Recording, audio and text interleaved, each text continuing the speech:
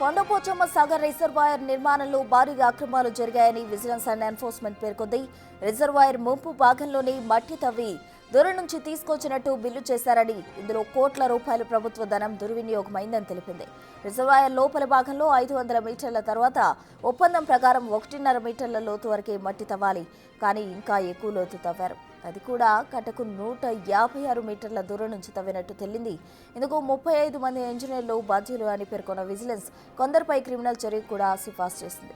ముంపు ప్రాంతంలోనూ చిన్న నీటి వనరుల్లోనూ సాధారణ మట్టితో పాటు నల్లరేగడి మట్టిని వినియోగించుకోవడంలో ప్రభుత్వానికి జరిగిన నష్టానికి 86 కోట్లు, ముంపు ప్రాంతంలో అంచనా వేసిన మట్టి కంటే ఎక్కువ తవ్వి వినియోగించుకున్న మొత్తానికి 55 కోట్లు నష్టం వాటిల్లిందని విజిలెన్స్ నివేదికలో పేర్కొంది.